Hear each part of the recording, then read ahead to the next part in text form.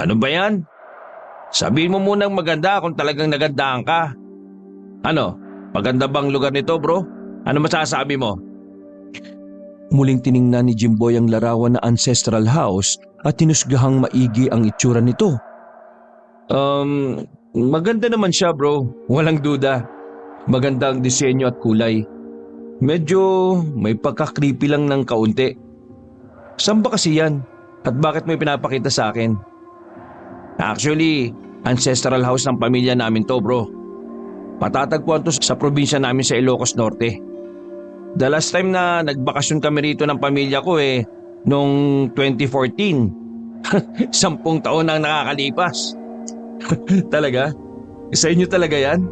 Aba, ang dami naman talaga ng properties ng pamilya nyo, no? Siguro, ang saya ng naging bakasyon nyo dyan, bro. Nako, oo naman bro. Memorable ang naging bakasyon namin doon. Biruin mo, para bang nakabanding namin maski yung kanununuan namin. Bala ko ngang bago kami mag-migrate ang pamilya ko for good sa US bibisita ulit kami ron one of these days. Tuloy, magre-recruit na rin kami ng bagong caretaker doon. Yung dating kasing caretaker na-stroke daw at di na kayang gampanan ng nakaatag na trabaho. Ayaw ko namang maiwang walang tumatao ron. Baka pamahayan ng ligaw ng mga kaluluwa. Ganun ba? So, tuloy rin pala yung pag-migrate nyo sa US Hindi ka pala talaga nagbibiro lang. Sabi ko naman sa'yo bro, seryoso ako At seryoso rin ako na ipasa sa'yo yung posisyon ko as manager dito sa department natin. Nakausap ko na nga rin yung higher ups natin And guess what? Aprobado naman sila. Namilog ang mga mata ni Jimboy sa kanyang narinig. Hindi siya makapaniwalang mapopromote na naman siya. Kailan lang ba binanggit yun sa kanya ni Benjamin? Akala talaga niya ay biro-biro lang ang lahat. Pero saglit lang ang hindi makapaniwalang reaksyon ni Jimboy. Pinigilan muna niya ang sarili na magdiwang. Baka kasi biglang hindi matuloy at madismaya lang siya sa huli. Saka na lang siguro siya magdidiwang kapag may pruweba na. Naggaling nga mismo sa kanilang higher ups. Isa pa'y baka may kapalit ang pagmamagandang loob ng manager niyang kaibigan. Basta sigurado siya na may kapalit ito. O kaya naman ay may malalim na dahilan. Bigla nga rin siyang nakaramdam ng kaba sa huli niyang naisip. Napasulyap nga siya sa mukha ni Benjamin. Parang siglos baga. Parang may nagpipintong masamang mangyayari sa kanyang kaibigan. O dili naman kaya ay sa kanya.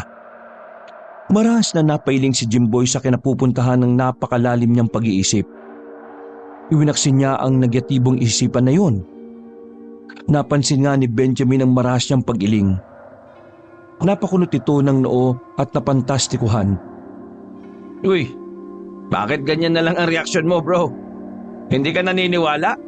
Pwes, I'll prove you sooner na nagsasabi ako ng totoo at hindi basta kasinungalingan lang. Parang natauhan naman si Jimboy sa sinabi ni Benjamin.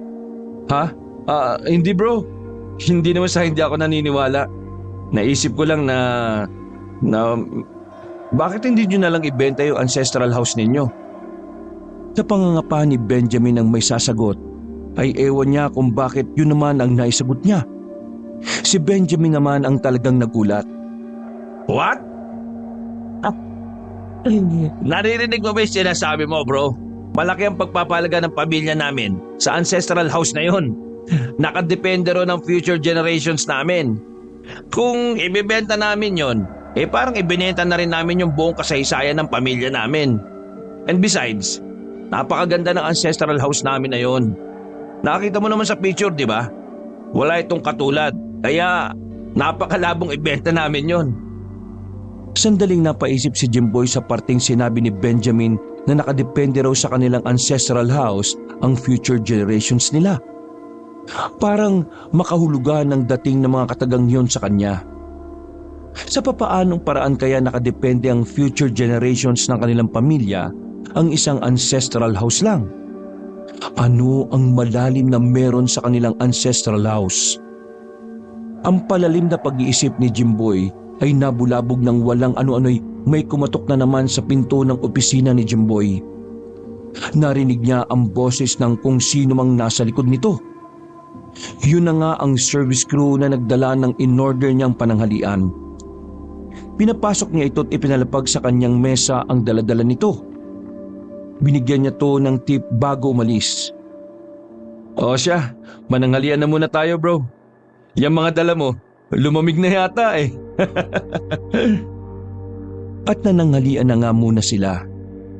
Matagal nang magkaibigan si Jimboy at Benjamin. Simula pa nung una silang magkakilala sa kanilang kumpanya. Dati ay parehas lang silang normal na empleyado. Ngunit kalaunay na promote. Nauna lang tumaas ang posisyon ni Benjamin dahil talagang mahusay ito. Masipag, dedikado sa trabaho at talagang parang hindi marunong mapagod. Pero hindi ibig sabihin na matagal na niya itong kilala ay nangangahulugang lubusan na talaga niya itong kilala. Katunayan ay kulang pa siya sa nalalaman sa background history ng pamilya nito. Ayon dito ay sa Amerika na naninirahan ang mga magulang at mga kapatid nito. Ang pamilya na lang daw nito ang narito pa sa Pilipinas. Habang magkasalo silang nanananghali ang dalaway, parehong tila may malalim na iniisip ang isa't isa. Parehas din silang nagpapakiramdaman na ewan. Nang matapos sila'y may dinukot sa kanyang bulsa si Benjamin. Yun ay isang set ng susi. Iniabot ito ni Benjamin sa nagtatakang si Jimboy. Siya nga pala bro. Ibigay ko lang ito sa'yo. Lahat yan ay duplicate keys para sa ancestral house namin sa Ilocos Norte. Tubili pa si Jimboy nang abutin niya ang kumpol ng mga susi. Napapantastikuhan siya sa kung bakit ibinigay sa kanya yon ni Benjamin. Sinubukan niyang hulaan kung ano ang iniisip ng kanyang kaibigan. Ha? Bakit bro? Bakit binibigay mo sa akin yung duplicate keys? Ibig bang sabihin nito ipinamimigay mo na sa akin ang ancestral house din nyo? Natawa si Benjamin sa tinura ni Jimboy. Kapag kuha na sinimulan nitong sinupi ng mga kalat nito sa lunch tray na dala. Of course not bro. Inagaan ko lang na ibigay sa iyo yan bago pa kami tumulak papuntang US. Para hindi ko makalimutan. Binibigyan kita ng access sa ancestral house namin. In case na maisipan ng pamilya mo na magbakasyon sa ibang lugar, you can always visit there. At sinasabi ko sa iyo bro, ang pagbabakasyon doon ay magiging pinaka-memorable ninyong magiging bakasyon sa tanang buhay ninyo.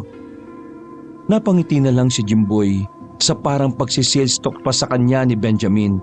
Na-imagine nga niya ang buo niyang pamilya na masayang nagbabakasyon sa ancestral house ni na Benjamin sa Batak. Wala sa isip na bagyang napa-inspekta si Jimboy sa hawak niyang bungkos na mga susi. Makaraan ay walang anumang ibinulsa niya ito. O sige bro, isibad na ako sa office ko. Ingatan mo yung mga susi ha. Every key counts. At tuluyan na ngang lumabas ng opisina ni Jimboy si Benjamin. Pagkalabas nga nito'y siya namang pagdating ng kanyang sekretarya. Samantala, ang anak na binatilyo naman ni Jimboy, ang 14 anyos na si Jimon, ay papasok na sa school na pinapasukan nang may makasalubong siyang isang mama na mukhang Muslim na ewan ang kasuotan at aurahan. May suot ba itong turban sa ulo at talagang balbasarado? Ang turban nito'y may mga disenyong mga bituin, buwan at araw na parang sa mga manghuhula. May inialok itong mga panindang parang mga kwintas na may kakaibang mga palawit, mga pulseras at kung ano-ano mang mga anting-anting puno.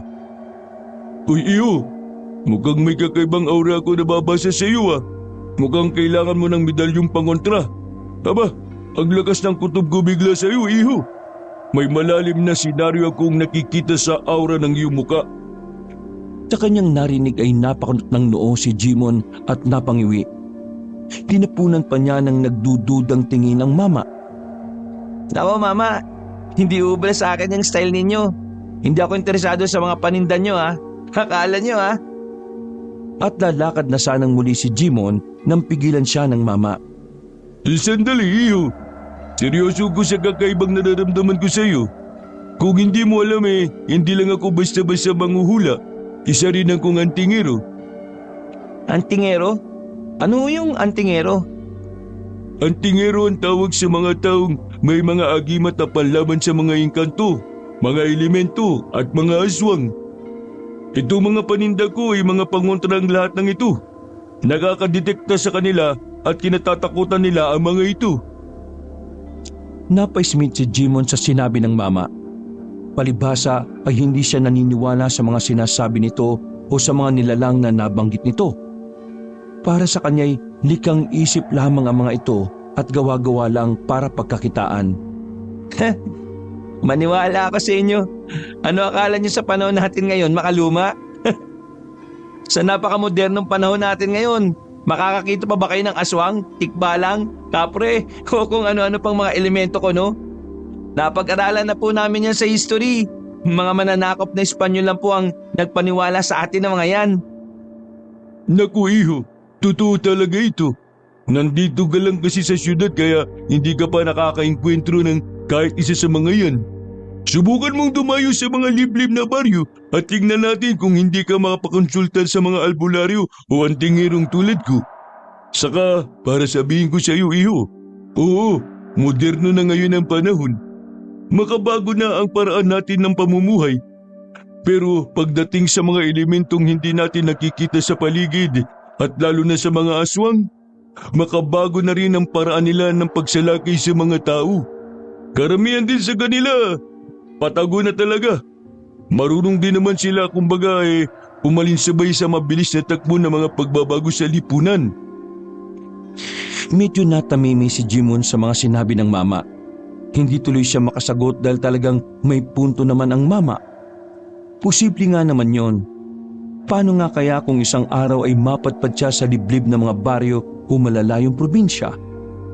Napatingin tuloy siya sa mga panindang kung ano-ano ng mama. Lalo na yung mga kwintas na iba't ibang uri ng palawit na parabang mga medalyon nung sinaunang panahon. Napansin din ng mama ang matamang pagtutok ng tingin ni Jimon sa mga paninda nitong kwintas. Seryoso ang mukha nito. Mga medalyon ng mga ito, iho. Pare-parehong pangontra ang mga ito sa masasabang mga elemento sa paligid. Yung iba naman ay parehong pangontra sa aswang at mga elemento. Biglang nagka-interes si Jimon sa mga medalyon na yon. Napansin din kasi niyang magaganda at talagang astig tingnan na mga disenyong nakaukit sa mga ito. Merong may agila, may parang mosaic na araw, may iba't ibang hugis ng star at kung ano-ano pa. Napahawak pa siya isa-isa sa mga ito at napainspektahan ng mataman. Ang mama naman ay parang pasimpleng inobserbahan ng bawat reaksyon ni Jimon. Para bang may hinihintay itong espesipikong magiging reaksyon ng binatilyo. Walang ano-ano ay isa sa mga medalyon na nagpagulat kay Jimon. Yung medalyong may disenyong star na 6 sulok. Nang masalat niya ito'y biglang para siyang kinabahan at bumigat bigla sa palad niya ang medalyong yon. Uy, bakit ganito po yung isang medalyon? Parang bigla pong bumigat na ewan. Tapos bigla po akong kinabahan na ewan ko rin kung bakit. Maging ang mamang antingero ay nagulat din sa naging reaksyon ni Jimon. Matiim nga itong napatingin sa mukha ni Jimon na talagang labis na nagtaka. Isa lang ang ibig sabihin niyan, iho. Alam mo ba kung ano? Ano po ang ibig sabihin ng kakaiba ko pong nararamdaman sa medalyong ito? Seryoso munang inihiwalay ng mama ang hawak na medalyon ni Jimon at ibinigay ito sa binatilyo. Nakataas sa mga kilay ni Jimon. Huwag niyo pong sabihin na obligado po akong bilhin ito sa inyo. Hindi sa inuobliga kita, iho. Pero buhay mo o kamatayan mo ang nakasalalay rito. Ang mga medalyon ko ay nararamdaman din ang aura ng taong nakapalibot sa akin. Pati ang napipintong mangyayari sa hinaharap ay nararamdaman din nila. Ang sino mang hahawak sa kanila at biglang nakaramdam ng kaba at pagbigat nila, ang ibig sabihin noon ay kailangan nila ang proteksyon ng medalyon. Naku, totoo po ba talaga yan? Mariin at seryosong tumango ang mama. Pagkuwan ay muling pinahawak nito kay Jimon ang nakahiwalay ng medalyon. Hawakan mo ito ulit, iho. Kapag hindi mo ulit naramdaman yung naramdaman mo kanina ng una mo itong nahawakan, ay huwag ka maniwala sa akin. Pero kapag naramdaman mo ulit, ewan ko na lang kung hindi ka pa rin maniniwala. Unay at tubili pang sundin ni Jimon ang sinabi ng mama. Pero dahil sa curious siya, ay hinawakan nga niya muli ang medalyon. Halos mapatras pa si Jimon sa matinding gulat nang muli niyang hawakan ang medalyon. Paanong hindi mas grabe pa kaysa una ang naramdaman niyang kaba at pagbigat ng medalyon? Hindi niya talaga yun inaasahan. Ano, iho? Hindi ka pa rin ba maniniwala? Hindi mo pa rin ba kukunin ang medalyon? Medyo na blanco muna ang isip ni Jimon dahil sa pagkagulat. Napatulala na lang siya sa mukha ng mama. Nang makabawi, saka lang niya nakuhang sagutin ng mama. Magkano po ba ito? Baka naman po mahal. Baka kulang po yung pera ko. Medyo napangisi ang mama. Sinusukat ba ganito ng tingin si Jimon? Inaarok ang kanyang pagkatao. Sa tingin mo ba, iho, kapag buhay at kamatayan ng sangkot, magkano mo ibebenta ang isang importanteng bagay? Sa murang halaga o sa mahal na halaga? Napaisip naman doon si Jimon. Sa tingin ko po mahal na halaga. Pero sigurado po ba kayong mabisang medalyong ito? Hindi naman po sa sinasabi kong scam kayo Alam niyo naman sa ngayon, uso at maraming scammer. Natawa ang mama sa tinura ni Jimon pero napatango-tango naman. Sa bagay, tama ka, iho. Hindi ko naman inalis sa iyo ang magduda. Ang totoo ay inaasahan ko rin yan. Basta ako, ang gusto ko lang ay makatulong sa mga taong kailangan ng mga medalyon at mga produkto ko. Na siyempre ay matutulungan din naman ako sa pinansyal. Give and take kumbaga. Pero sino ba ang mas malulugi? Ang bibili ng medalyong ko pero magkakaroon ng siguradong proteksyon o yung tumangging bumili at manganib ang buhay dahil walang proteksyon? Natigilan si Jimon sa paliwanag ng mama. Tama nga naman, wala nga namang lugi ang mama kung sakali. Paniwalaan man siya o hindi. Ang inaalala lang niya ay paano kung matapos niyang bilhin sa mahal na halaga ang medalyon ay hindi naman pala talaga epektibo. Pero naisip din niya yung nakakagulat na naramdaman niya kanina. Pero hindi pa rin naman siya lubusang kumbinsido. Ganyang mukha ay hindi ka pa rin naman kumbinsido. Ay sige, kunin mo na ito ng walang bayad. Buena mano na kita kumbaga. Isa pa halata talaga sa aura mo na may panganib na darating sa iyo at sa pamilya mo. At sangkot dito ang kakaibang mga nilalang na hindi ko matukoy-tukoy kung ano. Kailangan mo ang proteksyon ng medalyong ko. Heto, sa'yo na. Makakagawa pa naman ako ng bagong medalyong katulad niyan.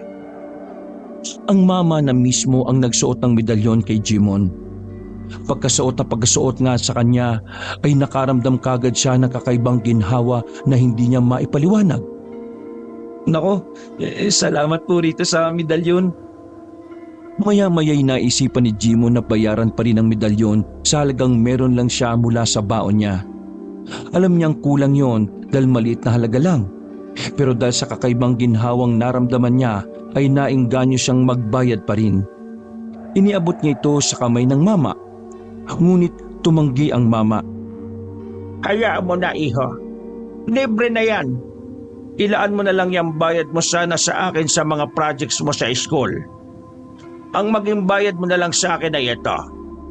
Huwag na huwag mong iwawala ang medalyong yan. Kailangang dala-dala mo parati yan saan ka man magpunta. Katandaan mo yan. Napakamot na lang sa ulo si Jimon nang tanggihan ng mama ang iniabot niyang bayad. Parang nakonsensya patuloy siya sa mga naging pagdududa niya rito. Opo, tatandaan ko po yung mga bilin ninyo. Palagi ko po itong isusuot. Tumango-tango na lang ang mama at umakto ng paalis. O siya, sige. Aalis na ako. Palagi ka mag-iingat Nariyan palagi sa tabi-tabi ang panganib. Opo, salamat po ulit dito sa medalyon. At tuluyan nang umalis ang mama at sa iba naman inialok ang mga paninda. Si Jimon naman ay napapakamot na lang uli ng ulo habang tinitingnan ng suot na medalyon. Pumasok na rin siya sa kanilang school. Pagsapit naman ng bandang hapon, ang 38 anyos namang asawa ni Jimboy na si Monalyn ang nakasalubong ng mamang manghuhula na antingero na una nang nakasalamuhan ni Jimon. Pauwi na noon ang kanilang bahay si Monalyn. Galing siya sa SM Mall Cabanatuan. Nag-shopping. Dadaanan lang sana ni Monalyn ang mama pero natawag ang kanyang pansin dahil nakamata sa kanya ang mama. Tila may kung anong pailalim na kinikilati sa kanya. Lalo na nang marinig niya ang sinabi nito. Nakikinikinit ako ang hinaharap ng babaeng ito. Ay nako, isang pamilya ang mapaparap sa kakaibang masasamang mga nilalang.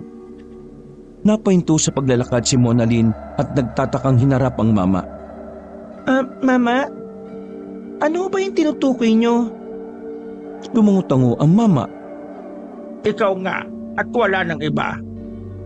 Manghuhula ho kayo? Muling tumango ang mama at itinuro pa ang mga disenyo ng suot nitong turban. Pati ang mga paninda niya ay ibinalandra na rin ito. Oo, may kakayahan akong makadetekta ng mga puwersa at nakikinikinit ako ang kahihinatnan ng mga ito. At isa nga rin pala akong antingero. Ang mga paninda ko ay malalakas na mga pangontra laban sa iba't ibang hindi nakikitang mga elemento sa paligid. Kabilang na ang mga aswang. Nakaramdam ng kakaibang kaba si Monalyn ng sandaling yon. Siyempre, medyo natakot din siya sa kaharap niyang mama. Ano ho ba ang nakikinikinitan niyo sa hinaharap ko? Masasangkot ho ba ang pamilya ko? Minsan pa ay tumutango ang mama. Nandun ang kasiguraduhan. Oo, buong pamilya mo ang masasangkot. Nadedetect ko ang isang bagay na puno ng negatibong enerhiya na napasakamay ng isa sa mga miyembro ng pamilya mo. Isang bagay na puno ng negatibong enerhiya? Ano ang bagay ang tinutukoy ninyo? Hindi ko tiyak kung anong bagay. Basta negatibong enerhiya lang ang nararamdaman ko rito. Ganun ho ba? Ano pa ho yung nababasa niyo sa akin? Saka, paano po makukontra yung negatibong pwersa na bagay na tinutukoy niyo na napasakamay ng isa sa mga miyembro ng pamilya ko? Napasingkit ang mga mata ng mama na parabang sa pamamagitan noon ay mas marami pa siyang nababasa tungkol sa babaeng kaharap. Wala na akong ibang masabi liban sa mapapaharap kayo sa isang uri ng mababangis na mga nilalang. Hindi ko eksaktong matukoy kung anong klaseng nilalang. Basta mababangis na mga nilalang. Takot naman yung hula niyo sa akin. Paano nga ho namin makukontra o malalabanan ng mga nilalang na tinutukoy ninyo? At saka, teka ho pala. Saglit na napatingin si Monalyn sa mga paninda ng mama. Kapag kuwan ay may dinukot siya sa kanyang bag. Pera. Sabi niyo nga pala antingero rin kayo. Talaga ho bang mabisa mga pangontrang itong mga tinda ninyo? Bibili ho sana ako ng isa. Natigilan saglit ang mama at parang nakikiramdam. Teka sandali. Mukhang hindi mo na kailangan bumili ng pangontrang tinta ko. Nararamdaman kong isa sa mga miyembro ng pamilya mo meron ng taglay na malakas na pangontra. Mukhang yun lang sapat na para maprotektahan ang buo mong pamilya. Talaga ho? Salamat naman kung ganun. Wala na ho kayong may bibilin pa sa akin? Meron pa pala. Maging mapagmatsyag kayo sa paligid nyo. Makinig kayo sa mga babala ng ibang tao. Huwag niyong basta ipagsawalang bahala ang kahit na anong babala, maliit man o malaki. Buhay at kamatayan ng pamilya mo ang nakasalalay rito kaya kailangan timbangin ang lahat ng bagay at pag-isipang maigi. Naku, salamat ho. Tatandaan ko lahat ng sinabi ninyo. Mabuti na lang ho talaga at nakasalubong ko kayo. Kung hindi hindi pa ho ako magiging aware sa mga sinabi ninyo. Salamat ho talaga. At sinubukang ibigay pa rin ni Monalyn sa mama ang nailabas niyang pera. Ay siya nga ho pala. Tanggapin ho ninyo ito. Bale, abuli ko na lang ito sa inyo. Ngunit tumanggi naman ang mama. Tulad ng pagtanggi nito bandang una kay Jimon. Nako, hayaan mo na. Tsaka wala ka namang binili sa akin eh. Pero nagpumilit si Monalyn. Kunin niyo na po. Kung hindi ho ninyo tatanggapin, ibig sabihin ay hindi totoo ang mga sinabi niyo sa akin at hindi ko na lang din ho paniniwalaan. Natigilan naman doon ng mama at napatingin sa mukha ni Monalyn. Dahil seryoso naman si Monalyn ay napilitan na rin itong tanggapin ang iniabot ni Monalyn.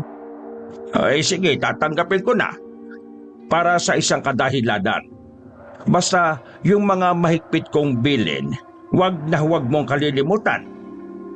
Matapos ito'y naghiwalay na ang mama at si Monalyn. Pagsapit naman ng gabi sa kanilang bahay, matapos manangalian ng pamilya ni na Jimboy, nasa salas na sila at sama-samang nagpapahindang habang nanonood ng telebisyon nang may maalala si Monalyn. Gusto niya makasiguro sa isang bagay. Jimboy, Han, Jimon, anak, may itatanong lang sana ako sa inyong dalawa. Nitong mga nagdaang araw ba wala kayong napapansing gamit ninyo na may negatibong puwersa sa inyo? Parehong natigilan sa biglang tanong na yon ni Monalyn sina Jimboy at Jimon. Si Jimboy parang kinapapa sa isip kung anong bagay ba ang sa tingin niya ay may hatid na negatibong puwersa sa kanya. Si Jimon naman ay pasimpleng itinago sa suot niyang t-shirt ang medalyong ibinigay sa kanya ng mamang antingero na manghuhula. Teka Han, bakit ba bigla-bigla naman yata yung ganyang tanong mo? Anong meron? Medyo atubiling sumagot si Monalyn. Alam niya kasing hindi naniniwala si Jimboy sa hula-hula. Kung sasabihin niya ang totoo, ay baka mauwi lang sila sa pagtatalo. Basta, Han, feeling ko lang kasi may negatibong bagay dito sa bahay natin na kailangan nating alisin. Kumbaga, kung di natin naalisin baka magdulot lang sa atin ng kamalasan. Teka, kumonsulta ka ba sa manghuhula, Han? Bakit biglang ganyan ka kung mag-isip? May nalalaman ka na ngayong negatibong puwersa at malas-malas na yan. Isa pa, lahat naman ng bagay ay may negatibo at positibong puwersa. Paano mo pa matutukoy kung alin ang alin? Sabi ko nga, Han, sa bagay nga, bakit ba hindi ko naisip yun na lahat naman ng bagay ay may negatibo at positibong puwersang taglay? May dagdag ko pa pala, Han, ha? Nasa tao rin yun, Han, kung paano tayo kumilos at kung paano natin kinokontrol ang mga bagay na nasa paligid natin. Kung mas lamang ang negatibong puwersa ng isang bagay kaysa positibong puwersa nito, kaya naman natin tong kontrolin eh. Halimbawa na lang, yung kutsilyo, malakas ang negatibong puwersa nun. Pero nagagamit naman natin sa positibong paraan at nakokontrol naman natin. Nasa isip din kasi natin yun eh. Kung sa may isip kriminal mapupunta ang kutsilyo, negatibo sa negatibong puwersa na yun. Ayun, masama na talaga ang kahihinatnan. Tama si Papa, Ma. Kayo naman kasi, sa negatibo kayo tumututok eh. Dapat mas tumutok tayo sa positibong mga puwersa sa paligid. Oo nga, anak. Mali na ako. Pero hindi naman siguro masama kung tututukan din natin minsan ng negatibong bagay para naman maagapan agad natin bago pa lumala. Ganun lang naman ang punto ko eh. Gets ko na, Ma. Ang problema nga lang, yun nga po, dahil lahat naman ng bagay ay may negatibong puwersang taglay, mahirap tukuyin kung alin ang alin eh. Tulad nga po ng sinabi ni Papa. Maya-maya'y sinaway ni Jimboy sina Monalyn at Jimon dahil sa tinututukan nitong balita sa TV. Uy, teka. Tumahimik nga muna kayo dyan. Hindi ko maintindihan tong sinasabi sa balita eh. Ang nasa balita ay tungkol sa umano'y biktima ng aswang sa isang probinsya sa Visayas. Pinaniniwala ang nagiging aktibo na naman kuno ang mga lahing aswang doon. Ipinakikita ang blurred na larawan ng isang babaeng wakwak ang dugo ang katawan at wala ng saplot. Diyos ko, totoo ba talaga mga aswanghan? Napaka-brutal naman ang sinapit ng babaeng yan. Hindi ako naniniwala sa aswanghan eh. Pero hindi ko inaalis ang posibilidad. Pero para sa akin hindi aswang ang may kagagawan talaga niyan. Malamang na nakadroga ang may gawa niyan eh. O kaya isang taong may sakit sa isip. Biglang may naalala si Jimon dahil sa balita na may kinalaman sa aswang. Maalala ko nga pala pa, ma. May nakapagsabi pala sa akin na totoo raw ang mga aswang. Yun lang eh, hindi na raw po sila ngayon hantaran kung mambiktima. Paano raw sila mambibiktima anak? Patago. Opo pa, sumasabay din daw po sila sa mabilis sa pagbabago ng modernong panahon. Siyempre, matatalino rin daw po ang mga karamihan sa kanila, kaya marunong sila makibagay. Kung umatake raw po sila ngayon eh, parang hindi po natin nakalain at hindi po basta-basta mapapansin. Ay, sino naman ang nakapagsabi sa iyo niyan, anak? Baka naman aswang din ang nakausap mo kaya alam na alam niya. Ay nako, mag-iingat ka anak sa kung sino-sino ang kinakausap mo ha. Mahirap na. Nakalimutan ko na po kung anong tawag sa kanya ma. Basta isa po siyang mama na itsura pa lang masasabi na ninyo kagad na matalino siya at maraming alam. Palipat-lipat ang tingin ni Jimboy sa kanyang mag-ina habang malalim na napapaisip. Yung balita tuloy sa TV ay hindi na niya natututukan. Oy, kayong dalawa. Napapansin ko ang paraan ng pagsasalitaan nyo ngayon ha. Parang ang dami nyong alam ngayon ha. Pareho yata kayong kung sino-sinong estranghero na naman ang nakakausap eh. Iba na nararamdaman ko sa inyo ha. Hoy, pinabalaan ko kayo. Mag-iingat kayo sa pakikipag-usap sa kung kani-kanino. Lahat ng nalalaman nyo timbangin nyong maigi kung totoo ba o gawa-gawa lang. Alam naman ninyo ang panahon natin ngayon. Talamakang pagpilipit ng mga impormasyon. Kapwa natigilan si Monalyn at Jimon. Napansin kasi nilang medyo iritable ang pagsasalita ni Jimboy. Kaya naman ay nag-isip na lang ng ibang topic na pag-uusapan si Monalyn. Oo Han, tatandaan namin yan ng anak mo. Nag-iingat naman kami. Ay, siya nga pala. Malapit na pala ang bakasyon. 2 buwan na lang ang pararaanin natin. Wala pa pala tayong plano kung saang lugar tayo magbabakasyon? May ideya na ba kayo? Oo nga po pala ma. Ano po kaya kung Boracay naman po tayo magbakasyon? Ay, masyado namang malayo yan anak. Sasakay pa tayo ng barko o bangka? Ayaw ko nga. Alam niyo naman ng papa mo na takot ako sa dagat eh. Sa Tagaytay na lang kaya ulit? Doon na naman ma. Talaga oh. Hindi na nagsawa doon. Umakit naman po tayo sa bandang norte. Di mas lalong sawa naman ako sa Baguio na. Ilang beses na tayo nakapunta ron eh. Si mama, Baguio lang ba pwedeng puntahan sa norte? Taga norte po pala si Apo Wangod no? Tama po, puntahan na lang po natin si Apo Wangod at magpabatok tayo. Ay naku anak, napanood mo ba yung pinicture siya dati sa TV? Nakita mo naman kung gaano kahirap umakyat sa lugar niya. Mahihimatay ako sa pag-akyat pa lang sa bundok nila eh. Kaya, wag na muna tayo ron. Mangangatog lang ang tuhod ko ron. Sa takbo ng pag-uusap ng kanyang mag-ina, ay naalala ni Jimboy ang ancestral house ng manager niyang kaibigan na si Benjamin. Naisip niyang sakto pala ang lugar na yon para sa nalalapit nilang bakasyon. Susurpresahin niya ang kanyang mag-ina. Pero siyempre ay hindi muna niya ito basta sasabihin. Ikaw Han, may lugar ka na bang naiisip na magandang pagbakasyon na natin?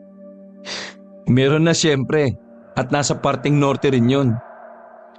Na-excite naman pareho sina Monalyn at Jimon sa inanunsyo ni Jimboy. Kapwa nga sila napatutok na may pagkasabi kay Jimboy. Talaga pa? Napunta na po ba natin yon? Hindi pa anak. First time pa lang natin makakapunta ron. Wow, talaga lang Han? Saan ba yan? Anong lugar? Pasimpleng ngumisi si Jimboy bago sumagot. Siyempre, secret muna sa ngayon. Hayaan yung i-surprise ko kayo. Ay, sabihin mo na kasi Han. Baka naman mamaya hindi pala magandang lugar na yun eh. Lugi kami ng anak mo. Oo nga pa. Huwag kayong madaya. Dapat alam namin kung saan yung lugar eh. Basta. Saka na lang ninyo malalaman kapag nandun na tayo. Pero sinisiguro ko sa inyo na sobrang ganda ron at magugustuhan nyo ang lugar na yun. Malapit ba yan sa beach? Oo, malapit sa beach. Wow! Mukhang maganda ang view. Secluded po ba yung lugar? Oo anak, medyo secluded dahil private property. Basta, magandang maganda talaga ron. Huwag na ninyong subukan hulaan at hindi nyo rin mahuhulaan. Okay, pero ang tanong Han, safe ba naman tayo ron? Oo naman Han, safe tayo ron. Private property yon. Ibig sabihin, tayo lang ang magbabakasyon doon. Baka sa kumpanya ninyo yan, kaya may access tayo ron. Medyo parang gano'n na nga Han. Bakit medyo? Bakit parang ganun? Basta, surprise ko na nga lang sa inyo soon. Huwag ka nang maraming tanong, no? O sige na, past 10 na pala. Patay na natin ang TV at matulog na tayo. O Jimon, patay mo na yung TV ha. Maaga pa ang pasok natin bukas. At pinatay na nga nila ang TV. Makalipas ang 1 buwan ay nagulat na lamang si Jimboy sa tawag sa kanya ng manager niyang kaibigan na si Benjamin. Nasa US na pala ito. Tumawag ito para ipaalam ang biglaan at napaagang naging paglipad ng kanilang pamilya sa nasabing bansa. Nagkasakit daw kasi ng maluba ang papa nito roon at isa sa request nito ang agad silang makita. Wala daw itong naging choice kundi ang lumipad na ng maaga. Sorry bro, kung hindi ako nakapagpaalam sa inyo ng maayos ha. Sorry din kung hindi na kita masasama sa pre-visit mo sa ancestral house namin. Sinabihan ko na lang si Mang Destor na bago naming caretaker tungkol sa pagbisita mo ron. Siya na ang bahalang mag-tour sa inyo. Pwede ka na raw pumunta ron bukas anytime. Ganun ba bro? Pero sige bro, bukas sa bukas din ay pupunta na ako sa ancestral house ninyo para mag-pre-tour. Kailangan makabisado ko yung lugar para naman kapag nandun na ang pamilya ko wala na agahan ng aberya. O sige bro, sasabihan ko si Mang Destor. Ibibigay ko na rin pala sa iyo yung contact number niya at kayo nang bahalang magkomunikasyon sa isa't isa para bukas. Ganun na nga ang nangyari. Matapos ang tawag ay ipinasa kagad ni Benjamin sa kanya ang numero ni Mang Destor sa text message. Sinave ito ni Jimboy sa kanyang phone book. Kinabukasan nga, madaling araw pa lang ay agad nang bumiyahe si Jimboy papuntang Ilocos Norte. Hindi pa niya natatawagan si Mang Destor kaya hindi pa siya sigurado kung gaano katagal ang biyahe. Pero naihanda na niya ang lahat para sa mga posibleng mga aberyang mangyayari sa kahabaan ng biyahe. Lahat ng kailangang dalhin ay nakaimpake na lahat sa kanyang kotse. Lahat din ng kailangan niyang gawin habang nasa biyahe ay nakalista na sa kanyang mini notebook na nakalagay lang sa may dashboard ng kanyang kotse. Doon niya rin ililista ang lahat ng mapapansin niya sa kanyang ruta papuntang Ilocos para kapag kasama na niya sina Monalyn at Jimboy sa bakasyon ay wala ng problemang susulpot. Siyempre ay hindi rin niya kinalimutang dalhin ang set ng mga susi na ibinigay sa kanya ni Benjamin. 5:00 na madaling araw nang bumiyahe si Jimboy. Nang makarating siya sa Batac, Ilocos Norte ay mga bandang 3:00 na ng hapon. Bago siya tuluyang makalapag sa Batac ay tinawagan niya si Mang Destor sa kanyang cellphone. Mang Destor, si Jimboy po ito, kaibigan ni Benjamin. Malapit na po ako. Nandito na po ako sa may bandang Ilocos. Papunta na po akong Batac. Saan ko po kayo kakatagpuin? Ayon kay Mang Destor ay sa GV Florida Batac City Terminal daw sila magkikita. Doon daw niya ito susunduin at magtutuloy-tuloy na sila papuntang ancestral house ni na Benjamin na malapit sa isang beach. Nang sa wakas ay makarating si Jimboy sa ancestral house ni na Benjamin ay sobra siyang namangha sa napakagandang tanawin. Talagang sobrang ganda ng ancestral house sa personal. Tapos nakatayo pa ito malapit sa beach na puting-puti ang buhangin at may nakailerang mga puno ng nyog na padahilig ang pagkakatubo. Sa wari ni Jimboy ay nakajackpot siya na makahanap ng ganito kagandang lugar na pagbabakasyonan nila. Hindi na siya makapaghintay na dalhin dito sina Monalyn at Jimon. Nang akayin naman siya ni Mang Destor sa master's bedroom ng ancestral house ay lalo pa siyang nalula sa sobrang elegante ng looban ng ancestral house na yon. Halos hindi mo na mahalata ang pagkaantigo nito. Halatang alagang-alaga ito ng bagong caretaker. napakaluwag din ng master's bedroom at talagang sa ambience nito ay mararamdaman mong lahat ng stress na mayroon ka ay unti-unting mawawala. Matapos maiayos ni Jimboy ang mga dala niyang gamit sa master's bedroom at nang magsawa siya sa nakamamanghang mga bagay na nakikita niya sa loob ng buong bahay na yon, ay nagpasya naman siya sa labas mag-tour. Sa may beach siya nagpunta kung saan ay may pasadyang beach lounge chair at sun umbrella. May beach hammocks din doon sa pagitan ng ilang puno ng nyog. Humilata si Jimboy sa isang lounge at ninamnam ang nakakahalinang tanawin ng beach. Dahil sa napakasarap ng samyon ng hangin doon ay halos antukin si Jimboy. Ipipikit na sana niya ang kanyang mga mata nang makarinig siya ng kakaibang ungol at kumusyong papunta sa kanyang kinaroroonan. Pagdilat ni Jimboy ng kanyang mga mata ay isang matandang lalaki ang nakita niya.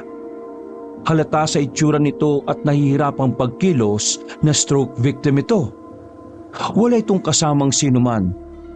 May kung anong iminumwestra ang matandang yon kay Jimon habang umuungol na parang may sinasabi na hindi rin niya maintindihan. Kumakaway na pakaliwat kanan ang isang kamay nito habang ang ulo ay marahas na umiiling-iling. Ang isang kamay naman nito ay nakaturo sa direksyon ng ancestral house. Maya-maya'y napansin ni Jimboy ang humahangos na si Mang Destor na patungo sa kanilang direksyon ng kasama niyang matanda. Ay, Hunda! Nandito ka na naman visit ka. Di ba't sinabi ko na siya yung wag kang tutungtong muli dito sa ancestral house? Nagugulo ka na naman ang bisita namin eh. Tiyube, kung ayaw mong bali-baliin ko yung buto mong uugod-ugod ka. Natakot naman na matandang patpati na rin. Pero bago ito tuluyang lumayo ay tinapunan pa nito ng tila nagbababalang tingin si Jimboy. Sino ba ho ba yun, Mang Destor? Wala yon. Huwag mong pansinin ang matandang yon. Medyo may pagkabaliw na ang isang yon eh. Matagal nang gugulo yun dito sa tuwing may mga bisita kaming napapabakasyon sa ancestral house ni na Sir Benjamin. Ay, siya nga pala. Pumasok ka na sa ancestral house, iho. Delikado magpaabot dito sa labas ng magdidilim na. Hindi natin alam at baka kampo ng masamang elemento ang matandang yon. Mahirap na. At saka tamang-tama rin at maghahanda na ako ng panghapunan natin. Medyo naguguluhan man dahil sa biglang pagsulpot ng matanda ay tumalima naman si Jimboy kay Mang Destor. Sumunod siya dito hanggang sa makapasok na sila sa ancestral house. Pagsapit naman ng gabi sa master's bedroom na kinaroroonan niya ay hindi naman agad dalawin ng antok si Jimboy. Nandoon ang paninibago niya sa lugar na kinaroroonan. Maya-maya'y hindi siya mapakaling hindi niya maintindihan. Kaya naman ay naisipan niyang magpahangin sa beranda ng ancestral house. Kakaiba ang lamig ng simoy ng hangin nagmumula sa beach sa may beranda. Tumanaw sa di kalayuan si Jimboy. Sa may hilera ng mga puno ng nyog. Walang ano-ano'y nanghunot ang kanyang noo nang may mapansing figura ng tao na nakatayo sa ilalim ng isang puno ng nyog. Tila ba nakatanaw din ito sa kanya. Naningkit ang mga mata ni Jimboy dahil pilit niyang inaaninaw ang itsura ng taong yon kung tao man. At laking gulat niya nang makilala ito. Ito ang matandang itinaboy kanina ni Mang Destor. Hayun na naman, may kung ano na namang isinesenyas ito sa kay Jimboy. Katulad lang din ng una nitong mga isinenyas sa kanya. Hindi makuha ni Jimboy kung ano kaya ang ipinahihiwatig na matandang yon sa kanya. At nang maalala niya ang sinabi ni Mang Destor kanina na baka kampo nito ng masasamang elemento, ay natakot siya. Ipinasya niyang pumasok na sa loob at pinilit na lang ang sarili na makatulog. Kinabukasan ay maaga na namang gumising si Jimboy. Madaling araw pa lang, ipinaalam na niya kay Mang Destor kagabi na maaga siyang luluwas para umuwi sa Nueva. Mga 8 hanggang 10 oras kasi ang bubunuin niyang biyahe. Excited na talaga siyang makauwi para maikwento kina Monalyn at Jimon kung gaano kaganda sa ancestral house. Hindi na niya mahintay ang bakasyon sa susunod na buwan. At sumapit na nga ang 2nd buwan. Ang pinakahihintay na bakasyon ng pamilya ni na Jimboy. Madaling araw pa lang ay naghahanda na sila para sa kanilang biyahe papuntang Batac, Ilocos Norte. Habang naghahanda sila'y may dalawang bagay na napansin si Monalyn mula sa mga gamit ni na Jimboy at Jimon na nakalapag sa lamesa. Ang unay ang set ng mga susi ni Jimboy. Sa unang tingin ni Monalyn ay para itong umuusok. Teka, bakit may set ng mga susi rito, Jimboy? Sa'yo ba ito? Dadamputin na sana yun ni Monalyn pero naunahan siya ni Jimboy. Set ng mga susi yan. Dun sa ancestral house na pupuntahan natin sa Batac. Ancestral house? Sa isang ancestral house tayo magbabakasyon? Yap, Han. Nako, maganda dun. Eto, tingnan mo. Kinuha ko ng picture yung mga view ng ancestral house na pinuntahan ko nung nakaraang buwan. Dinukot ni Jimboy ang kanyang cellphone at ipinakita mula rito ang tinutukoy niyang picture ng ancestral house. Namangha naman si Monalyn nang isa-isa niyang makita ang mga larawan. Si Jimon ay nakatingin na rin. Wow! Ang ganda nga! Parang mansyon na malapit sa White Sand Beach. Parang vacation villa ang dating. Naku, nakaka-excite naman, Han! Grabe pa! Napakaganda ng lugar at parang mansyon. Susulitin ko talaga ang bakasyon natin ngayon. Tamang-tama, may bagong memory card po ako. Paniguradong maraming magagandang views ako mapipicturan. O, di ba? Sabi ko naman sa inyo maganda ron. Talaga mag-i-enjoy ang buo nating pamilya. Ang sumunod namang napansin ni Monalyn ay yung medalyon ni Jimon. Para naman itong bahagyang umiilaw. Nagtataka nga niya itong dinampot. Ito, naman ito. Sa'yo rin ito, Jimboy? Ay nako, hindi sa akin yan, Han. Baka sa anak mo. Agad namang nadako ang tingin ni Jimon sa hawak na ng kanyang ina. Nagulat pa siya nang makita niya ang medalyon na kanina pa niya hinahanap. Naku, paano napunta sa inyo yan, Ma? Kanina ko pa yan hinahanap eh. Iniabot ni Monalyn kay Jimon ang medalyon. Hala, nakita ko lang ito sa ibabaw ng lamesa eh. Nakalimutan mo siguro dyan mo nilapag. Saka teka, bakit pala parang umiilaw yan kanina bago ko dinampot? Ano po? Umiilaw? Nagtatakang ininspekta ni Jimon ang kanyang medalyon. Pinakiramdaman niya rin ito. Medyo mainit ito sa kanyang palad. Sigurado po kayong medyo umiilaw to kanina, Ma? Katabi po ba ito kanina ng set ng kiss ni Papa? Oo, katabi yan kanina ng mga susi ng Papa mo. Ang kay Papa mo naman kanina, parang umuusok yung mga susi niya. Tumango-tango lang si Jimon at pasimple nang tumalikod para ituloy ang ginagawang paghahanda ng kanyang mga gamit. Pero lingid sa kaalaman ng kanyang mga magulang ay malalim siyang napapaisip. Pilit niyang iniisip kung ano ang ibig sabihin ng biglang pag-ilaw ng kanyang medalyon at pag-usok naman ng set of keys ng kanyang papa. Tapos ay mainit pa ang pakiramdam niya sa kanyang medalyon. Parang gusto niyang mabahala. Pero hindi naman niya maintindihan kung ano ang dapat niyang ikabahala. Ano kaya ang meron sa mga susi ng kanyang papa? Ano kaya ang meron sa ancestral house? Muling napatingin si Jimon sa suot na niyang medalyon. Pagkaraan ay sumagi sa isip niya na mukhang may kakaiba pero interesanteng magaganap sa kanila sa ancestral house. Gusto niyang malaman kung may agimat ba talaga ang ibinigay sa kanyang medalyon nang minsan ay nakausap niyang antingerong manghuhula. At sa wakas ay bumiyay na nga sila papuntang Batac, Ilocos Norte. Habang nasa biyahe ay tahimik lang silang tatlo. Pare-pareho silang may kani-kanyang malalim na iniisip. Si Jimboy ay naiisip niya ang matandang lalaki na 2 beses niyang nakaengkwentro dun sa ancestral house.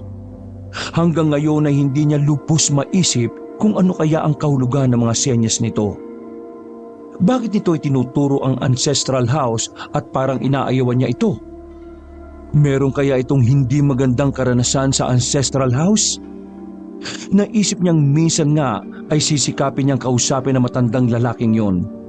Babaliwalain na lang niya ang babala ni Mang Destor na baka kampo nito ng masasamang mga elemento sa paligid. Si Monalyn naman, ang iniisip niya ay ang set ng mga susi ni Jimboy at ang medalyon ni Jimon. Naalala niya bigla yung minsang sinabi sa kanya ng mamang manghuhula. Isa raw sa miyembro ng kanyang pamilya ay nakatanggap ng isang bagay na puno ng negatibong enerhiya.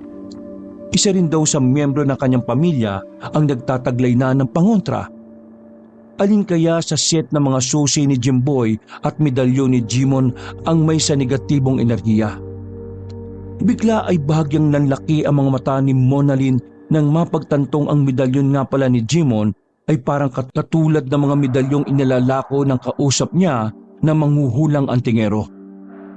Ngayon ay natitiyak niyang ang medalyon ni Jimon ang tinutukoy ng mama na mabisang pangontra at proteksyon laban sa masasamang mga elemento.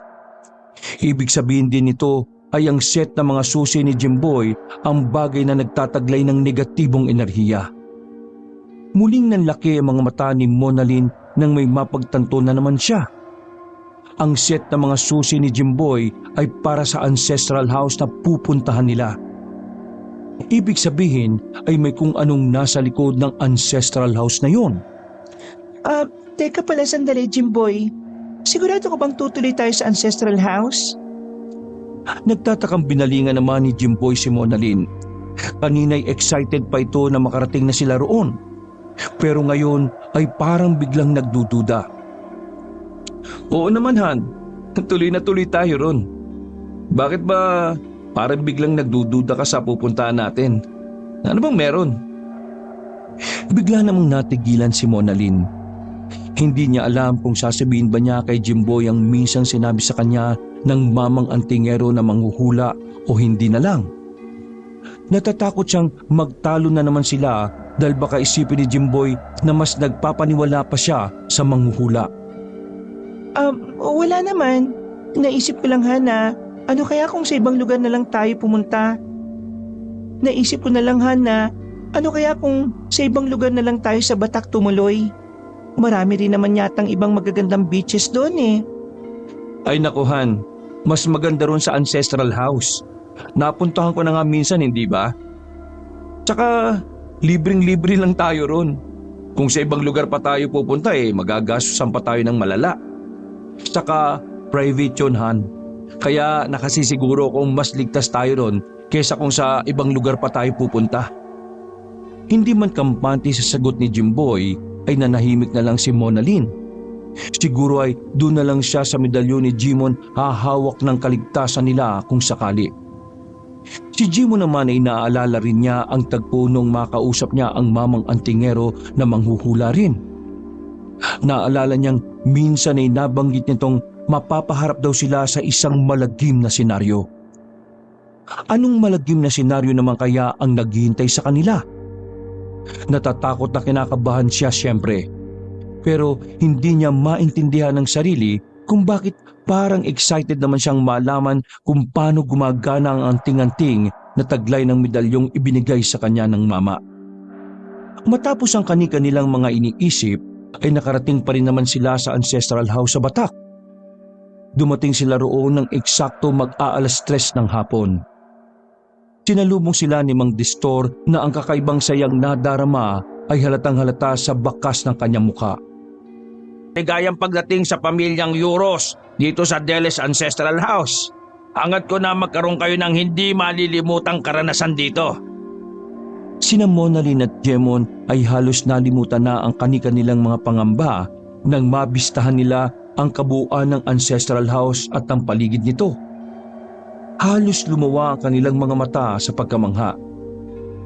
Wow! Totoo nga, sobrang ganda rito. Ang ganda ng bahay. Ang ganda rin ng puting beach. Parang sa postcard. Oo nga, Ma. Hindi ako makapaniwala makakapunta tayo sa ganitong lugar. Pakiramdam ko, nasa Europe tayo eh. Ay nako, may enjoy nyo talaga rito, Ma'am at mga sir. Ay siya nga pala, halina po kayo sa loob. Ako na ang bahalang magpasok ng mga dala ninyo. Sir Jimboy, alam niyo na po kung saan ang master's bedroom. May set of keys na rin naman po kayo, di ba? Pwede ho din yung galugarin ng buong ancestral house. Pagsapit ng gabi, dito na nagsimula ang lahat ng di inaasahan ng pamilya ni Jimboy. Una ay napansin ni Jimboy na maingat na isinasara lahat ni Mang Destor ang mga pinto at mga bintana ng ancestral house. Mang Destor, bakit po isinasara niyong maigi yung mga bintana at pintuan? Ay, for security purpose lang ho. Alam mo naman sa panahon natin ngayon, marami mga masasamang manloloob. Isa pa yung mamang nakainkwentro mo noong nakaraang buwan. Hindi natin alam, baka kampo nyo ng masasamang elemento. Nako, mahirap na. Ganun po ba? Pati ba yung mga bintana sa master's bedroom ilalak nyo? Oo, iho. Maya-maya lang ilalak ko na rin yon. Tatapusin ko lang ang lahat ng bintana rito. Bago pa man pumunta sa master's bedroom si Mang Destor, ay inunahan na ni Jimboy na samantalahin ang pagkakataon na dumungaw sa huling pagkakataon sa may beranda. Inaasahan niyang muli niyang matatanaw mula roon ang matandang lalaki sa ilalim ng puno ng nyog sa may beach. At hindi nga nagkamali si Jimboy. Tatanaw niya ulit sa dating pwesto nito ang matandang lalaking parang may kapansanan. May isinesenyas uli ito. Ngunit sa pagkakataong ito'y medyo iba na. Itinuturo siya, pagkatapos ay sesenyas ng paggilit ng leeg. Kasunod nito'y ang paulit-ulit na senyas na kamay na nakaturo pa ibaba at isa pang kamay na kumakaway ng pakaliwat kanan. Maya-maya pa'y dumating na si Mang Destor sa master's bedroom kung saan sila naroroon para ilak ang mga bintana. Hala, bakit ilalak niya ang mga bintana, Han? Ipinaliwanag ni Jimboy kay Monalyn kung bakit. Pero parang hindi naman kumbinsido si Monalyn. Nang makalis nga ang caretaker ay kinwestiyon ni Monalyn si Jimboy. Bakit naman ganun, Han? Parang iba ang kutob ko sa paglalak ng caretaker sa mga bintana Para namang pati front door at back door inilak? Hindi kaagad naisip yun ni Jimboy kaya naman ay naalarma siya. Dali-dali siyang lumabas ng master's bedroom para habulin si Mang Destor sakaling hindi pa nakakalabas. Ngunit nasuyod na niyang lahat ng buong ancestral house ay walang Mang Destor siyang naabutan. Chinek ni Jimboy ang front door pati na ang back door ng ancestral house. Pero napamura na lang siya nang matuklasan na nakalak nga ang mga ito at mukhang may lock din sa labas ng pinto. Dismayadong binalikan ni Jimboy sina Monalyn at Jimon sa master's bedroom. Ano, Han? Naabutan mo si Mang Destor? Wala Nakalabas na siya, Han. At tama ka. Nilak niya ang front door at back door. Halos lahat ng bintana nakalak mula sa loob. Naalarma na roon si Monalyn. Ano? Masama ang kutob ko rito, Han. Akala ko ba safe tayo rito? Relax ka lang, Han. Baka sadyang ganito kaigpit ang caretaker dito. Baka bukas din ay bubuksan din niyang lahat ng mga pintuan at bintana rito.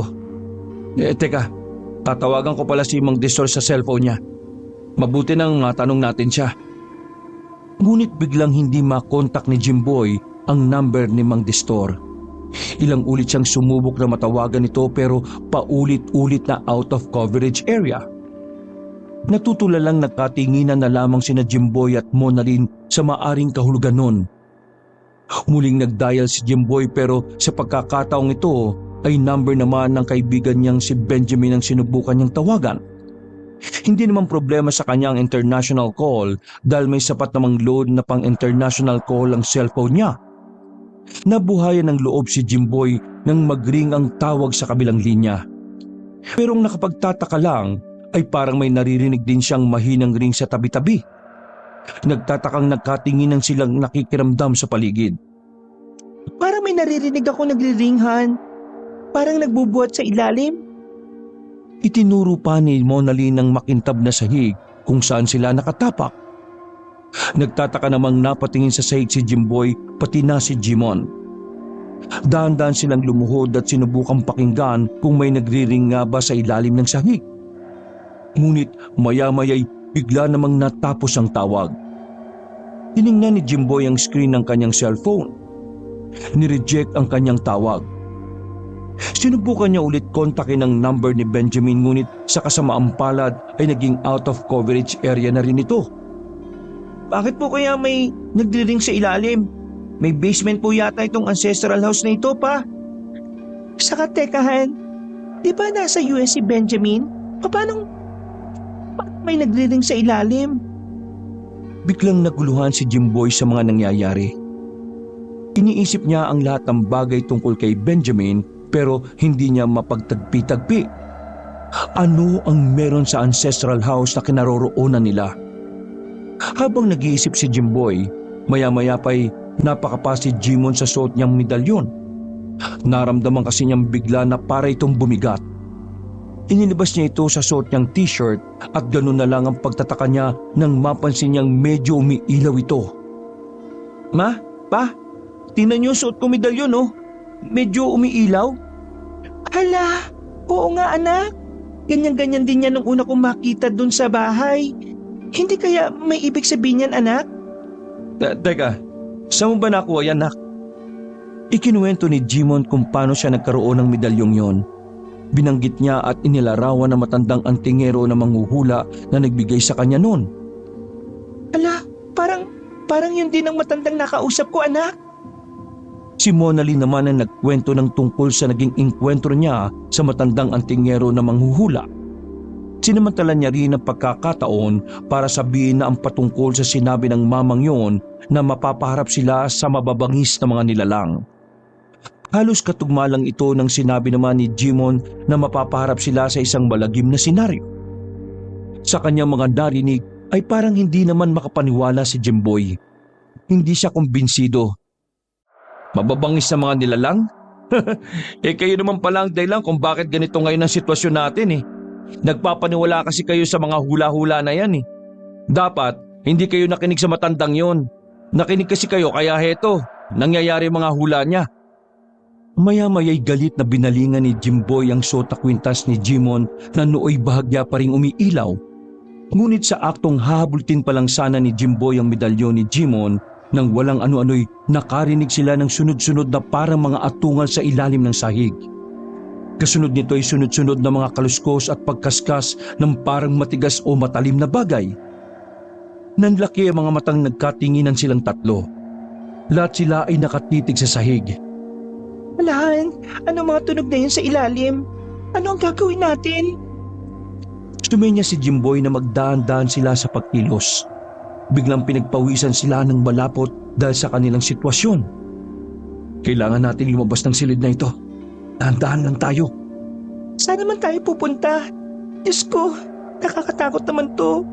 Baka mamaya lang ay masira ang sahig tapos biglang may lalabas na mabangis na nilalang. Diyos ko! Shh! Doon na lang siguro tayo sa may kusina. May mga kutsilyo doon. Magagamit natin panlaban at proteksyon kung kinakailangan. Jimon anak, pagitaan natin ang mama mo. Ikaw ang mauna papunta sa kusina at ako naman ang panghuli at poprotekta sa likuran ninyo. Ganun nga ang ginawa nila. Habang papalapit sila sa pinto para makalabas, ay saring unti-unting paglakas ng mga ungol at mga pagkaluskos sa ilalim ng sahig. Bigla rin nilang naramdamang parang umuuga na rin ang sahig. Nang sa wakas ay makalabas na rin sa master's bedroom si Jimboy ay bigla naman siyang napatid ng kung anong bagay sa may pintuan. Kaya naman ay pakalubog siyang natumba padapa. Nang tingnan nila kung ano ang bagay na pumatid sa kanya ay ganoon na lang ang panlalaki ng mga mata nila nang unti-unting may parte ng sahig na may pintuan ang unti-unting bumubukas. Halos maistatwa sila sa kanilang kinaroroonan nang mula sa lumitaw na butas ay nagsimulang may lumabas na isang sumisingasing na nilalang na napakabangis at lubang nakakatakot ang itsura. Isa itong uri ng aswang. Kahit ganoon ang itsura ng nilalang ay nakilala pa rin naman ito ni Jimboy dahil sa ilang features nito, pati ang suot nitong kahit warak-warak na. Benjamin? Biglang dinamba ng aswang ang mga paa ni Jimboy at tinangka siyang hilahin. Mabilis namang rumisponde si Monalyn at Jimon. Pinagtulungan nilang hilahin si Jimboy. Ngunit nahirapan sila dahil sadyang malakas ang aswang. Dahil wala nang ibang maisip na paraan si Jimon at napapansin niyang umiilaw pa rin ang suot niyang medalyon, naisip niyang hawakan ito at iamba sa aswang. Bunga nito'y biglang parang nasilaw ang aswang sa inilalabas na puwersa ng medalyon. Umaatungal na napatakip ito ng mga mata dahilan para mabitiwan nito ang mga paa ni Jimboy. Mabilis na hinatak palayo ni Monalyn si Jimboy. Kapwa sila hinihingal sa takot. Ma! Lumayo na kayo, dali! Pumunta na kayo sa kusina! Pero, paano ka, anak? Baka bigla kang tambay ng aswang na yan! Ako na ang bahala rito, ma. Poprotektahan ako ng medalyon ko. Sige na, pumunta na kayo sa kusina at kumuha kayo ng magagamit nating sandata. Maya-maya'y lalong bumangis ang atungal ng aswang kahit patuloy pa rin itong nasisilaw sa medalyon ni Jimon. At nang mapansin ni na Jimon, Jimboy at Monalyn na may iba pang mga aswang na nagsisimulang maglabasan sa butas sa sahig, ay talagang nataranta sila. Takbo na, ma! Pa! Dali! Sabay-sabay na malakas na umatungal at sumingasing ang mga aswang na naglalabasan sa butas ng sahig. Halatang nanggigigil na ang mga ito na manglapa ng tao. Lamang ay nasisilaw ang mga ito sa hawak na medalyon ni Jimon. Kapag kuwan ay biglang naramdaman ni Jimon na parang may puwersang nagtutulak sa kanya. Kaya pala'y nagsisimulang dahan-dahang umabante mga aswang. Pakiramdam niya'y pilit lang na kinakaya ng puwersa ng kanyang medalyon ang puwersa ng mga ito. Nang makarating sina Monalyn at Jimboy sa kusina ay agad silang kumuha ng mga kutsilyo doon. Hindi pa nakontento'y naghanap pa ng palakol si Jimboy at may nahanap naman siya. Si Monalyn naman ay nakakita pa ng fire extinguisher. Nanginginig man sa takot at kaba ay nagkasundo silang respondihan si Jimon. Ngunit bago pa man sila humakbang ay bigla silang nakarinig ng parang pumupukpok sa pader sa may bandang likuran. Sa may bandang likuran mismo nila. Nanlaki ang mga matang nagkatinginan sina Monalyn at Jimboy. Nang lingunin ni na Jimboy ang pader sa kanilang likuran ay nanlaki ang kanilang mga mata nang mapansing unti-unting nagkakakrak ang pader na hugis bilog na kakasyang isang tao. Diyos ko po, mukhang may mga aswang din sa labas, Jimboy. Papasukin nila tayo. Kumanda ka, Monalyn. Iamba mo na yung fire extinguisher. Ako naman itong palakol. Habang nakahanda sila sa pader ng kusina, hindi nila napapansin ay nasa likuran na rin pala nila si Jimon. Patuloy siyang itunutulak ng puwersa ng mga aswang na tuluyan na ngang nakalabas lahat mula sa butas ng sahig sa master's bedroom. Ganun na lang ang pagkagulat ni na Monalyn at Jimboy nang bigla nilang marinig ang sabay-sabay na namang pag-atungal at pagsingasing ng mga aswang sa kanilang likuran. Jimboy, nandito na pala mga aswang. Makukorner na tayo. Ano na ang gagawin natin? Huwag kang ganyan, Han. Relax ka lang. Malalampasan din natin to. Focus ka lang sa fire extinguisher mo. Dahil sa narinig niyang reaksyon ng kanyang mga magulang ay nagpanik na rin si Jimon. Ma, ano nang gagawin natin? Pakiramdam ko malapit nang bumigay ang puwersa ng hawak kong medalyon. Nanginginig na rin ang mga kamay ko, ma! Pa! Walang ano-ano, sa wakas ay bumigay na ang pabilog na bitak ng pader na inaabangan ni na Jimboy. Iniamba na nila ang mga hawak nilang sandata na anumang sandali ay hahataw na lang nila kapag may lumabas ng kung anuman mula sa pabilog na bitak. At may lumitaw nga sa bilog na bitak. Ang matandang minsan ay nakaengkwentro ni Jimboy sa beach. Tarantang pagaganahin na sana ni Monalyn ang hawak niyang fire extinguisher pero alerto naman siyang pinigilan ni Jimboy. Huwag, Monalyn. Tanda ko pa ang matandang yan. Tila nagmamadaling sumenya-senya sa matandang yon kina Jimboy. Inuudyukan silang lumabas agad sa pabilog na bitak na ito na siya pala ang may kagagawan. May hawak itong kung anong ginagamit nito sa pagtibag sa sementadong pader. Jimboy, sigurado ka bang hindi siya aswang? Medyo natigilan si Jimboy dahil bigla niyang naalala ang sinabi sa kanya minsan ni Mang Destor.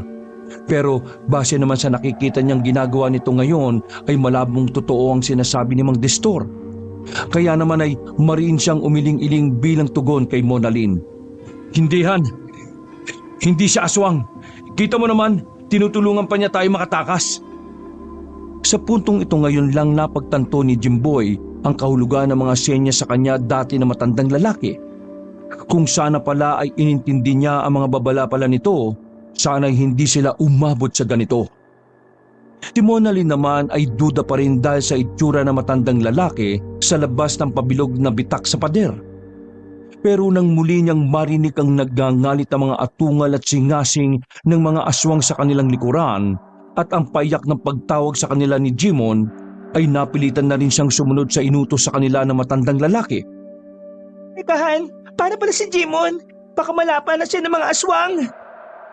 Sandaling nilingon ni Jimboy si Jimon.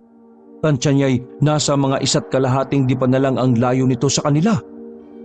Nang ang mga aswang naman ng balingan niya'y halos lumuwa ang mga mata niya nang mapagtantong sobrang katakot-takot pala ang itsura ng mga ito. Nang walang ano-ano'y biglang matumba paupo sa sahig si Jimon, ay nataranta na si Jimboy. Dali na, Monalyn! Lumabas ka na sa butas ng pader! Ako nang bahala kay Jimon! Lilingon pa muna sana si Monalyn para malaman kung ano na ang lagay ni Jimon, pero alertong itinulak na siya palabas ni Jimboy para hindi na niya makita pa. Sumunod ay walang sabi-sabing tinakbo ni Jimboy si Jimon para tulungan itong makabangon habang iniaamba pa rin nito ang hawak na medalyon. Ngunit dahil sa pagkataranta ni Jimboy ay nadalos naman siya sa sahig nang eksakto makatayo na si Jimon. Kamalas-malasan pa na siya naman ang matumba ay natabig pa niya ang kamay ni Jimon na nakahawak sa medalyon nito. Bunga nito'y tumilapon palayo ang medalyon. Sa nangyaring yo'y biglang nawala ang pagkasilaw ng mga aswang. Kaya naman ay dumagundong ang nagwawala nilang atungal at walang sabi-sabing agad dinaluhong sina Jimboy at Jimon. Ngunit bago pa man ito nangyari ay may pumasok sa bilog na bitak sa pader ng kusina. Ang matandang antingero na manghuhula nang minsang nakausap ni na Jimon at Monalyn.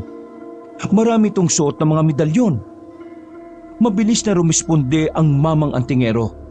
Agad nitong inuumang sa mga aswang ang pinakamalakas nitong medalyon, kung kaya ganun na lang ang pagkastilaw muli ng mga ito. Nagmistula silang mga kuhol na biglang nagsitahimik sa pag-atungal at nagsipag-atras. Ni hindi man lang nasaling ng nagtutulisan at nagtatalasan nilang mga kuko ang mga balat ng takot na sina Jimboy at Jimon. Binigyan din ng mga medalyon ng mamang antingero sina Jimboy at Jimon. Si Jimon ay takang-taka kung paanong nangyaring nandun din ang mamang antingero. Bakit nandito po kayo? Paano po kayo nakipunta rito? Saka ko na ipapaliwanag ang lahat, iho. Sa ngayon ay tutukan muna natin ang kakaibang mga aswang na mga ito. Tumango-tango naman si Jimon, pero hindi may tago sa mukha niya ang parehong pagkamangha at tuwa na nandun ang mamang antingero. Si Jimboy naman ay medyo natulala sa presensya ng mamang antingero, lalo na nang mapansin niya ang suot nitong maraming mga medalyon. Ano na po palang gagawin natin? Paano po natin tatalunin na mababangis at mapapangit ng mga aswang na ito? Pagmadali kayo ng itay mo, iho. Lumabas na kayo sa bitak na pader. Sa labas ay may mga inihanda kaming mga galon ng gasolina. Kunin niyo mga yon at dalhin niyo rito sa akin. Bilis! Mabilis namang tumalima ang mag-ama. Agad nilang kinuha ang mga galon ng gasolina at dinala pabalik sa mamang antingero. Ngayon, buusan ninyo sila ng gasolina.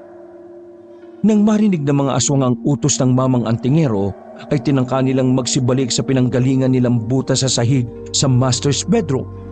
Pero dahil sa lakas ng puwersa ng medalyon ng mamang antingero ay biglang hirap silang kumilos. Kaya naman ay walang kahirap-hirap silang nasa buyan ng gasolina ni na Jimboy at Jimon. Ngayon naman ay buusan nyo ng gasolina ang buong bahay.